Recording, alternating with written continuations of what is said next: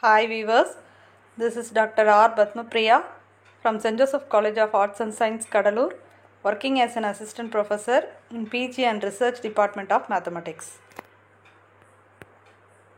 Today we are going to discuss about Fermat and Euler's theorem. Before getting insight to the Fermat's theorem and Euler's theorem, we must know what is prime factorization. Let us know what is a factor. To factor a number n is to write it as a product of other two numbers. That is, n is equal to some a into b into c. For example, we can say 100 is equal to 5 into 5 into 2 into 2. The prime factorization is nothing but a number n is writing it as a product of prime numbers. That means we have to write the factors only as a prime number. For example, we can say 143. The factors of 143 is 11 into 13. So we know that 11 and 13 are prime numbers. So this is called the prime factorization. Next, we must know what is relatively prime numbers. Two numbers are relatively prime if they have no common divisor other than 1. That is, the GCD value of any two number must be 1. Let us see one example. 10 and 21 are relatively prime in respect to each other, as 10 has factors of 1, 2, 5 and 10, and 21 has factors of 1, 3, 7, 21.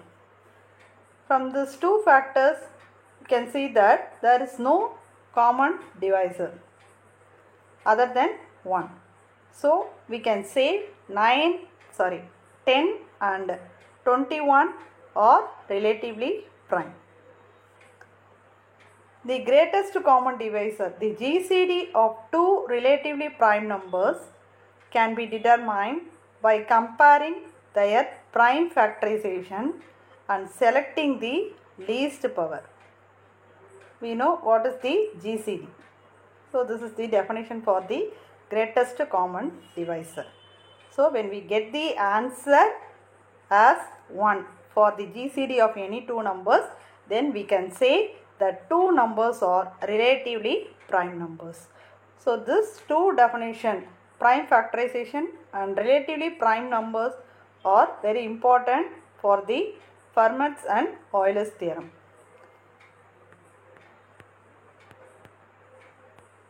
Now let us see the Fermat's theorem.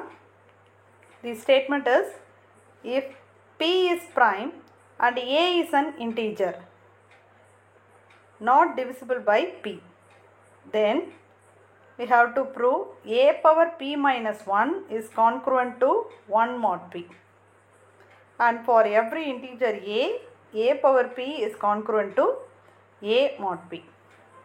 This theorem is also known as Fermat's little theorem, used in public key, RSA and primality testing in cryptography. Now let us see the proof. Consider a set of positive integers less than P.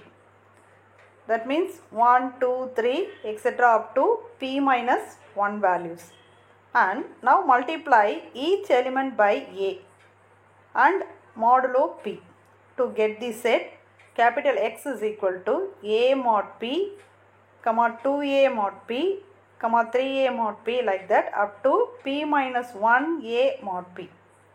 No elements of X is 0 and equal. Since P doesn't divide A. Now multiplying the number in both sets P and X and taking the result modulo P yields. It is like this. Now you equate a into 2a into 3a etc. p minus 1a is congruent to 1 into 2 into 3 etc. p minus 1 mod p. So in the left hand side, you can observe that we can write a, 2a etc. up to p minus 1a as a power p minus 1, and that value is 1, 2, 3 etc. up to p minus 1 as p minus 1 factorial. So we can write the left hand side as a power p minus 1 into p minus 1 factorial. That is congruent to. You observe that in the right hand side we are having only 1, 2, 3 etc. p minus 1. We can write this as p minus 1 factorial, right, mod p. So you cancel the p minus 1 factorial on both sides. We yield the result. Thus, on equating p minus 1 factorial term from both the sides, since it is relatively prime to p, result becomes a power p minus 1 is congruent to 1 mod p. Now, to yield the another alternative form of Fermat's theorem, just multiply a on both sides. Then we will be getting a power p is congruent to a mod p. So this is an alternative form of Fermat's theorem.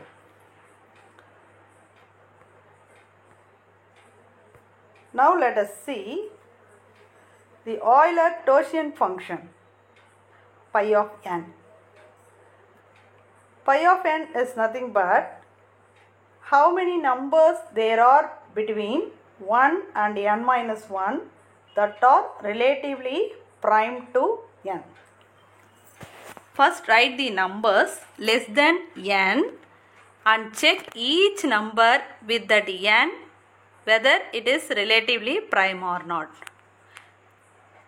First let us see for 4, pi of 4. Pi of 4 means we have to write all the values less than 4, that is 1, 2 and 3. But 2 is not relatively prime to 4, but 1 and 3 are relatively prime to 4. So how many numbers are there? You have to write the number of terms. That is 1, 3 means there are 2 terms. So pi of 4 is equal to 2. Next for pi of 5, you have to write up to 4. 1, 2, 3, 4. To compare each and every element with 5. All the elements are relatively prime to 5. Why? Because 5 is a prime number. Next for pi of 6, we have to write 1, 2, 3, 4, 5. In these numbers, 2, 3 and 4 are not relatively prime to 6 because we use the GCD value for this GCD value of 2, 6 and 3, 6, 4, 6 other than 1. So we cannot say it is relatively prime. So we can say 1 and 5 are relatively prime to 6. The next value is pi of 7. We have to write 1, 2, 3, 4, 5, 6 less than 7. All the values are relatively prime to 7. Why? Because 7 is a prime number. From this we observe that pi of 5 and pi of 7, that is pi of n will be n minus 1. We can straightly say the answer for the prime numbers. Pi of n will be n minus 1 whenever n is a prime number. Otherwise we have to calculate and say the pi of n value. This implies that pi of n will be easy to calculate when n has exactly 2 different prime factors. So we can write pi of p into q is equal to p minus 1 into q minus 1 if p and q are prime. Thanks for watching.